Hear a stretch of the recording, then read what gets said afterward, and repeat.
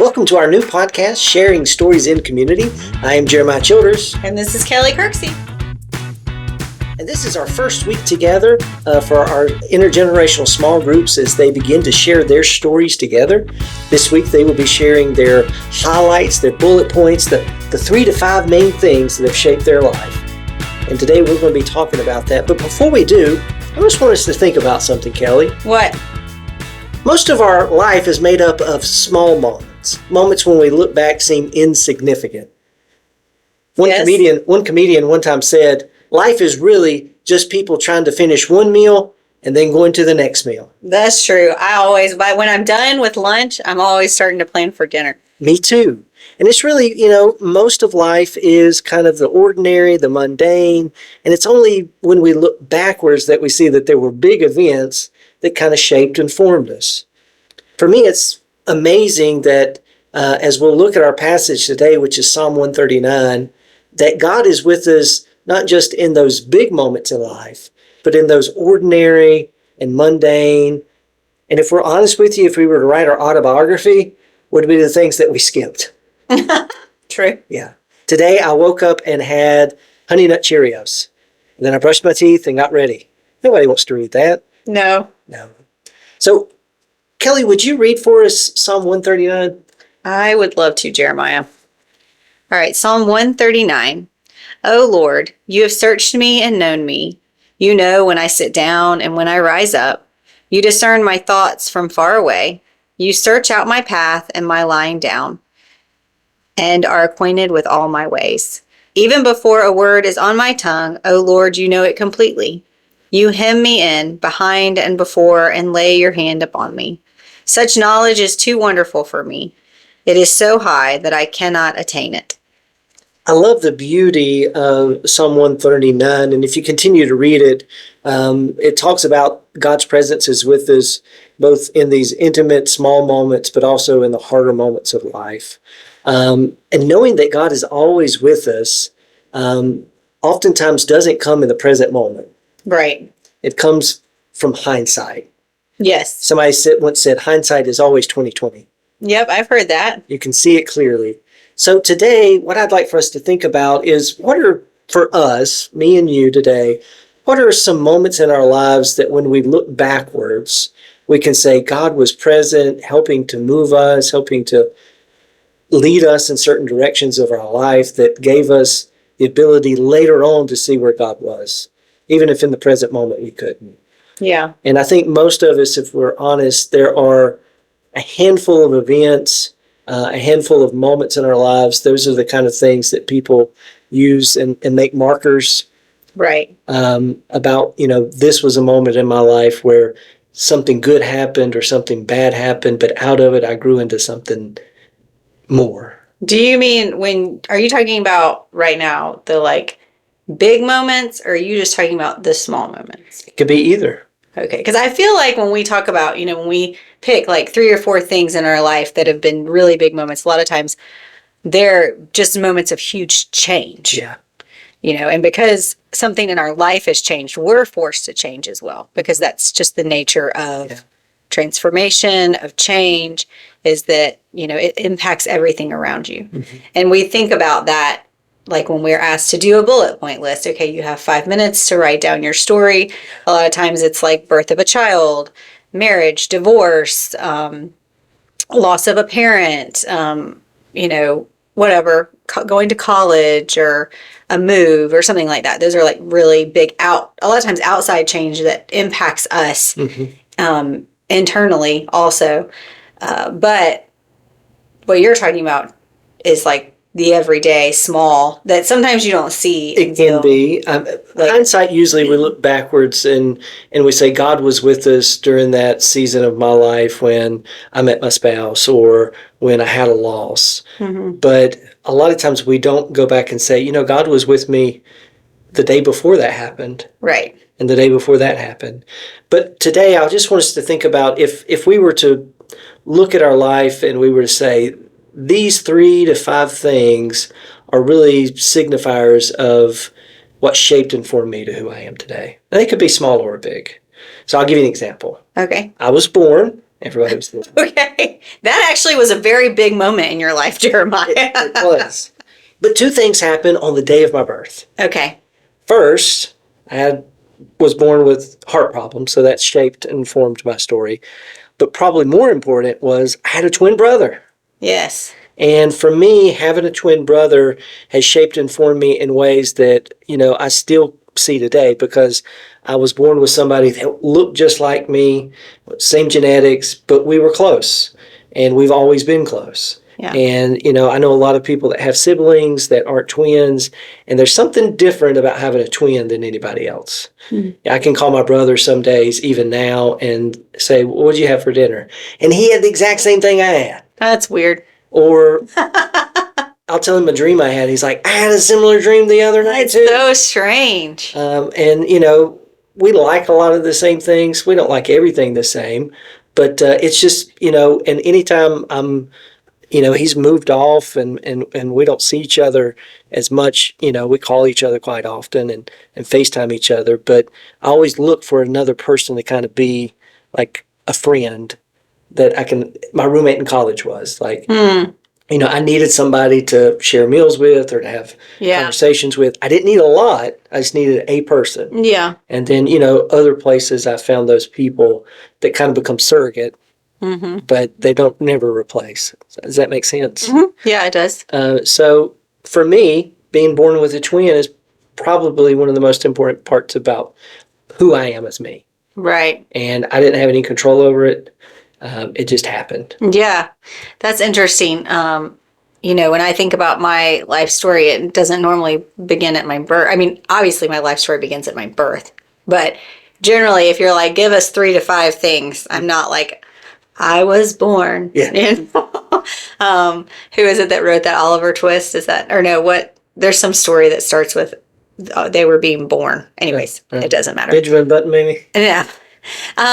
Anyway, so but now when you say that, when I think about it, I was born into a family with 4 children. Mm-hmm.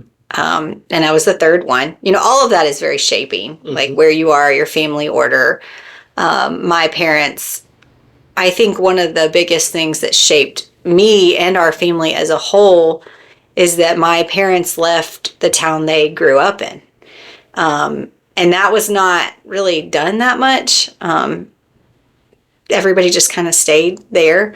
And so after they got married, they moved to New Orleans, and they had my older brother and sister, and then moved to St. Louis, and then we moved to South Carolina. So we were like 10 hours away from all family. And I think that even before I was born, them having to be so far, particularly when they moved to New Orleans from Kentucky, where they had grown up, structured our entire family for the rest of our lives. We were a unit in and of ourselves. My family now, my husband Will and my kids, we are very communal. And so we know our neighbors, and people are in and out of our house all the time. But that was not how it was when I was growing up, because we were our own unit. We were friends with each other. My siblings and I were friends, and we did stuff together, and we went on lots of family vacations. We never did vacations with anyone else. We only did it with our family. And so it was just a whole different, kind of just a different way of being, because I think they were forced to be that way when they moved away from both of their families. And so even before I was born, that story was already being shaped. Yeah. And has impacted, like you were talking about your brother. My siblings and I are very close. My sister-in-law, she says that we are, strangely close and highly functional. Mm-hmm. So, which is such a great description of our family. Like if you just saw us, you'd be like, it's really weird they're that close, and like they must be dysfunctional because they're such good friends. But we're not, and so it's been an interesting, I don't know a lot of people that have that. And I see that too. You were talking about your brother trying to, I grew up and I was never alone. Mm-hmm. I shared a room with my sister until I was in the 6th grade. And then I went to college, and then I got married. And I remember being, I don't know, like in middle school or something. And I was cleaning my room and I would be like, Katie, that's my younger sister. I'm like, just come sit with me. You know, you don't have to clean, but I just want you to be in here with me, you know, because I was so used to living in like community. And so it's interesting that you said that. I don't think about that very often as a part of my story, Yeah. but it was very shaping for me. And a lot of times the things that shape us the most, sometimes we are not aware of it, you know, especially right then and there until it's gone. I remember the first time I got my own room was after I graduated college. You know, from you know, growing up with a twin brother with bunk beds to going and having a roommate in college, you know, it was not until my 20s that I finally said, "Hey, I get my own space." Were you excited about that, or did it make you nervous? I moved back home with my parents for grad school, so it was not quite the. Oh, you got your own room, but not your own place. Yeah, that was Okay, after okay. grad school. I got my own place, but it was just one of those. You know, this is part of who I am is always having that close relationship. A lot of those things too, you don't know Yeah, because it's what you've always known, yeah. and you only know what you know. And So- looking backwards, you can say, okay, there's other events in my life that were important, probably not as important as knowing that I had somebody. And even now, I can call my brother and we can just talk about nothing. Oh yeah. And we just have a good time doing it. What's another event that you can think of or a moment or something that shaped or formed who you are today? Well, I think, you know, there's a lot of things that are small decisions that you don't realize are going to lead into these very big decisions later on. I think about that when I came back from college, you know, I went to school in Texas, and when I came home, I just had been away for 3.5 years and had kind of struggled being so far from mountains and the people that I had grown up with. And I didn't have any friends when I went to Baylor. I knew no one.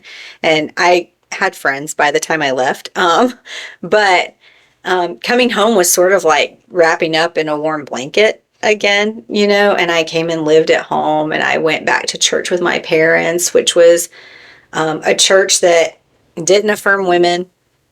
And I already knew I was called to ministry, and I started working there as an administrative assistant. And so, and I was like, well, I'm going to be home for 6 months and then I'll go to seminary somewhere, probably up north. That was kind of my plan. And during that time is when I met Will, and he had just decided to come and visit Taylor's as well, which is where I was going to church. And, you know, it's like very small things that like ended up really shaping the rest of my life. And so I think about those, like, that's where I think you see sort of this like sovereignty of God. You know, like I never think that, you know, God is saying, okay, you know, well, I'm going to give you cancer, or I'm going to do this, or I'm going to send this, you know, but there's this weird mystery of like, okay, like we make these little decisions that only God can know how they're going to impact our lives, you know, and thanks be to God, I made those decisions, you know, because I'm thankful for how my life is. Yeah. What about you? When I was about 6, right before I had my last heart surgery before adulthood, I had a cardiologist, and I remember him talking to my parents, and I was in the room, and he said, "Now listen, Jeremiah needs to have a good education because he's not going to be able to use his, you know, body for work." It's not that, but Poor Jeremiah. you know, my parents didn't go to college. You know, they worked hard, but it was, you know, they worked hard, but they didn't have a college experience. But for them, from my early age onward, to make sure that they encouraged us at school, that they found hobbies for us, you know, and if it hadn't been for them hearing that and then pushing, you know, with loving care to make sure that we knew that education was important, because, you know, me and my brother were the first ones in our immediate family that had went to a traditional 4-year college. You know, we had family that went to community college or had went to trade school, which are great. But we're the Right. first ones that went and graduated. We had some that went and never graduated. And that was a big achievement for them. But if they hadn't have done that, I wouldn't have been at the right place at the right time to hear God's calling in my life and had the right people at the right time to show me what I needed to do to go to seminary, to get started with. And, it all stems from, one person giving good advice. And, for me, that's looking backwards. It's like, what if they hadn't got that advice? Right. Would they have, thought ahead of time as, before we got older to say, education's important. You want to make sure that you are doing your homework and giving you room to grow and making sure those kind of things. Yeah. Which for me, once I got to high school, they couldn't help me with school, Right. but they had given me the resources to get to high school and be able to, okay, I can do it from here. Yeah. And I'm appreciative of that, that somebody would have thought ahead of time to say, okay, you need to make sure your child has what they need so they can be successful, even with limitations. Right. Yeah. Well, if it makes you feel better, we tell our kids all the time, like, Yeah. you're not going to get a scholarship. Yeah. There will be no like football scholarship for you guys. Yeah. Like, we see your genes. Yeah. It's me and Will. You better study. Like, education is going to be important. Yeah. Because you're not going to be an all-star basketball player. Yeah. But I think, for both of us, I think our calling is important, but also where God leads us. yeah. For me, being at Inman First Baptist for 15 years is, coming here not knowing what I know now. I wouldn't have expected that I would have not only had a place to be able to serve and to grow as a minister, but to find my wife and start a family and really find a community that's become more home than the communities I grew up in. Right. So you never know what's going to happen when it happens. And coming to Little Inman has been a really good blessing for me, and seeing God's hand in it throughout the years, but looking backwards and say, gosh, that was, Dr. West, who was our preaching professor, was over helping doing placement, and he called me one day and said, there's a church in Inman. You ever heard of that? I said, no. I said, was it near the coast? He said, no. Like, is it on a beach? No, it's actually not. It's just down the road. You're like, Lake Bowen is kind of close. But who would have known? No. I know. I think about, like, when I look at this text and the when I rise up and when I lay down, and as a mom, I spent years at home. When I got out of seminary, I was working at a church, and I had been going to school full time, and we had 2 kids, and I ended up staying at home after that. And it was very hard for me to not go straight into working. And those, the rising up and the laying down and the being with children all day long and not having a lot of adult interaction was difficult. But now, I see those like very precious moments with my kids. And ironically, a lot of them, they don't remember, which is heartbreaking, because you think, oh, I gave up and I loved and I, did all of these things for you, and you don't even remember any of it. But that doesn't mean that it hasn't like shaped and formed them, and shaped and formed our family. Yeah. And so a lot of those years were spent kind of, in this passage of like, what, God is here when I do the dishes. And I don't have to be teaching or preaching or leading a Bible study, like God is here when I do the laundry again, or I pick up the toys I've picked up 600 times, or I feel like my days never get done. But that God is in those very, very small moments. And once you kind of pick up on that, it's easier when good things, but especially bad things happen, that God's already there. Mm-hmm. You're not asking the existential questions of where's God in all of this. if you see God in the daily activities, the chores, the homework, if you understand God is always present, always with you, then it's less of a struggle in those hard times to ask those questions. Yeah, I definitely think that one of the big things for me was recognizing that the sacred of my life wasn't based on what I was doing. Yeah. Because I think that, I have always been like wanting to do something big or something important. I came out of college, I'm like, I don't know how I'm going to change the world, but obviously I'm going to. Obviously, I think we all You know? feel that way. Yeah, like, watch out, world, I'm coming, and then I'm like, this doesn't feel like what I thought I was going to be doing. Yeah. Laundry and cleaning and all of these things. And so, but I think recognizing that, the sacred and the God ordained and like isn't based on, like, my calling isn't based on me necessarily being in a church. Yeah. My call to love Jesus is still my call at Publix doing my grocery shopping, or at, open house night at the school, that all of those are built into that. And that was a really big thing for me to realize, especially during those years where I just felt like it was like Ferris Bueller, where you're like just doing the same thing over and over again.